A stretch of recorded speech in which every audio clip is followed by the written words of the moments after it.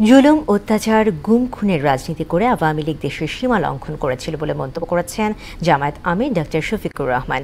রংপুরে মিঠাপুকুরে এক পথসভায় তিনি এমন মন্তব্য করেন। এদিকে গাইবান্ধায় জামায়াতের কর্মী সম্মেলনে তিনি বলেন, নির্বাচনী পরিবেশ ও সংস্কারের জন্য অন্তর্বর্তী সরকারকে প্রয়োজনীয় সময় দেওয়া হবে। আরও জানাচ্ছেন শারমিন স্বর্ণা।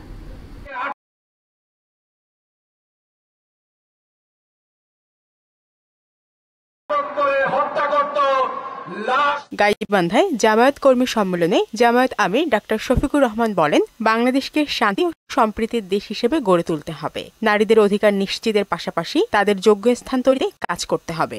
স্বাধীনতার পর থেকে যদি তাদের উপরে কোনো অত্যাচার জুলুম হয়ে থাকে, অবশ্যই হয়েছে, এটার গ্রহণযোগ্য আন্তর্জাতিক তদন্ত হোক।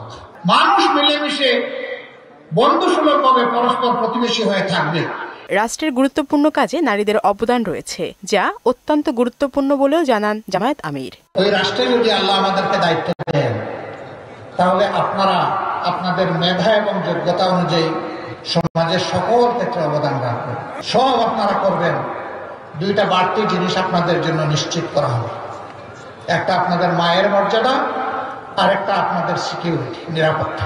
এদিকে রংপুরের মিঠাপুকুরে এক অনুষ্ঠানে জামায়াত আমির বলেন, আওয়ামী লীগ সবচেয়ে বেশি জুলুম করেছিল জামায়াতে ইসলামের উপর। ক্ষমতায় থেকে দেশের মালিক সেজেছিল। যারা ক্ষমতায় ছিলেন তারা দেশের মালিক হয়ে বসেছিলেন, আর আমাদের সবাইকে তারা ভাড়াটিয়া গণ্য করতেন।